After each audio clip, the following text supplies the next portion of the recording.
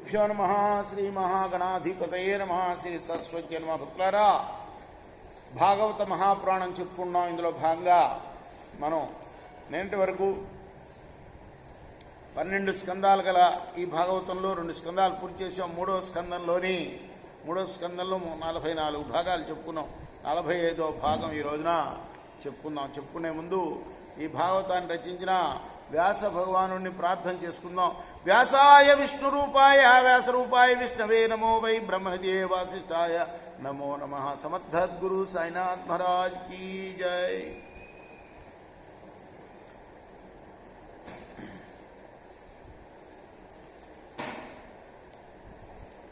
స్వామివారి మాటలు చెప్పుకున్నాం మనం. ప్రత్యక్ష దర్శనం ఇచ్చిన సనకాస నందనాథులకు ప్రత్యక్ష దర్శనం ఇచ్చిన ఆ నారాయణుడు చెప్తున్నాడు, ఎదురులేని యోగమాయా ప్రభావంతో ఎల్లప్పుడూ ప్రసిద్ధుడనైన నేను బ్రాహ్మణుల పవిత్రమైన పాద పద్మముల యొక్క ధూళిని భక్తితో నా నవరత్న ఖచ్చిత సువర్ణ కిరీటం మీద ధరిస్తాను.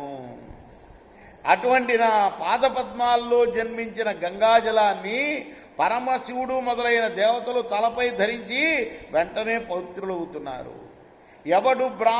ఎవడు బ్రాహ్మణులు తమకు అపకారం చేసినా తిరిగి ఆగ్రహింపడో, ఎవడు బ్రాహ్మణులు నన్నుగా భావిస్తాడో అటువంటి వాడు ధర్మానుసారంగా నాకు చాలా ప్రియమైన వాడు.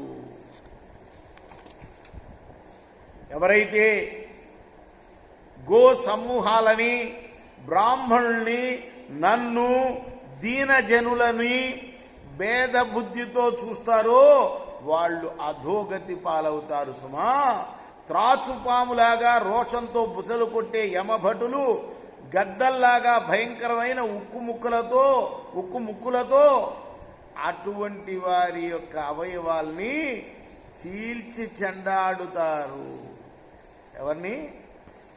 ఎవరైతే బ్రాహ్మణులకు నాకు అభేదాన్ని పాటించరు, అంటే భేదం చూపుతారో,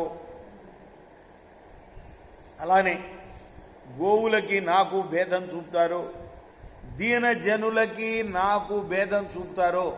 చూడండి ఎంత గొప్ప మాటలు చెప్పారు స్వామి నారాయణమూర్తి. దీనజనులంటే గాంధీ గారు కూడా చెప్పారు. ఆయన ఎవరికన్నా దీనజనులకు దానం చేస్తుంటే కృష్ణార్పణం అని చెప్పమన్నారు, తెలుసా కదా. భగవంతుడిగా భావించమన్నారు. భగవంతుడే చెప్తున్నాడు ఆ మాట. నాకు దీనజనులకి భేదం పాటించేవాడు ఎవరైతే ఉంటాడో వాళ్ళని, గోవులకి నాకు భేదాన్ని పాటించేవాడు ఉంటాడో వాడిని, బ్రాహ్మణులకు నాకు భేదాన్ని పాటించేవాడిని యమభటులు ఏం చేస్తారంటే గద్దల్లాగా ఉక్కు ముక్కులతో వాళ్ళని చీల్చి చెండాడుతారు.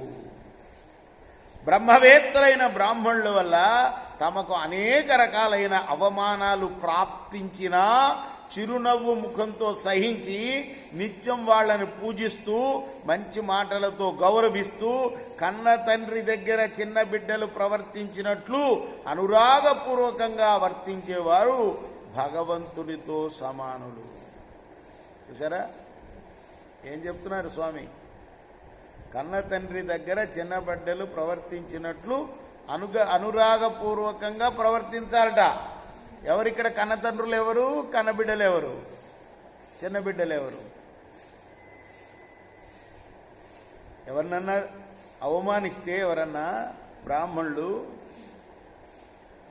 వాళ్ళని పూజిస్తూ ఎలా ఉండాలి అంటే, కన్న తల్లి కన్న బిడ్డలు ఎవరన్నా వచ్చారనుకో వాళ్ళు ఏం చేసినా వాడికి సంతోషమే కదా, తన కన్న తండ్రికి ముద్దు మురిపిమే కదా, అలా భావించాలట.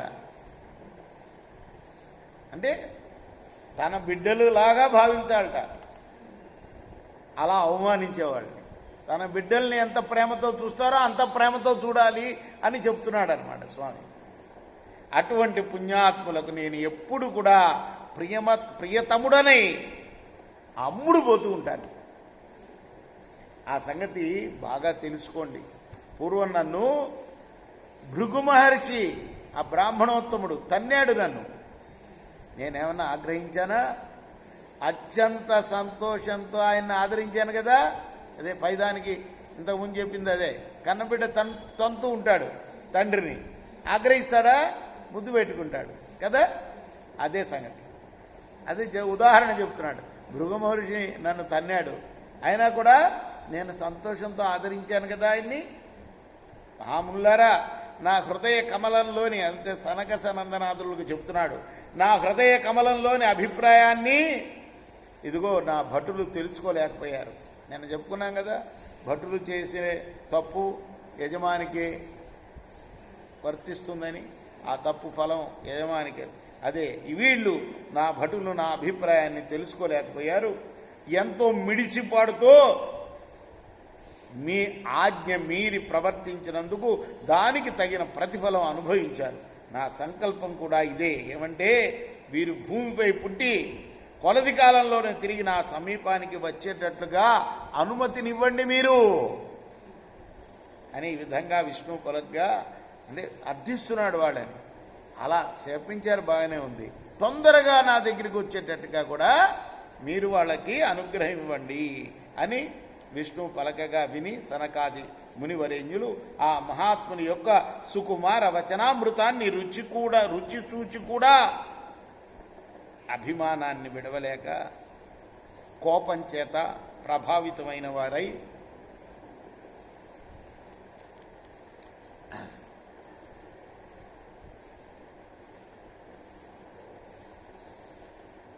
మనస్సులో ఎంతో సంతోషించారు.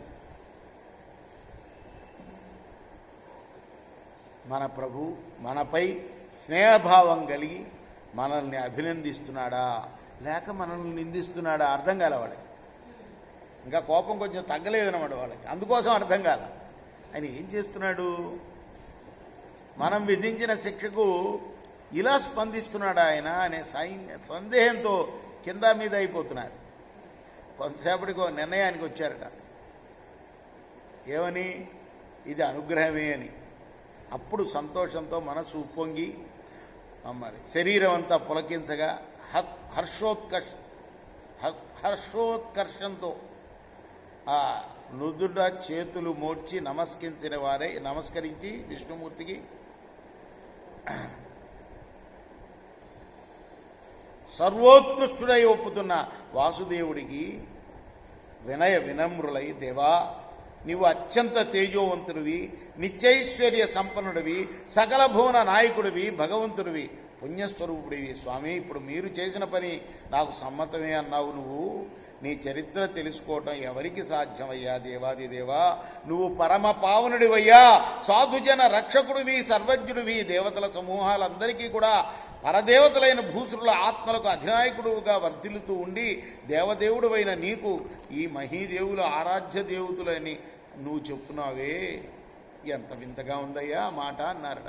రేపు మనం మిగతా భాగాన్ని 46వ భాగంలో చెప్పుకుందాం. कृष्णार्पणमस्तु साई कृष्णार्पणमस्तु। श्री सच्चिदानंद सद्गुरु साईनाथ महाराज की जय।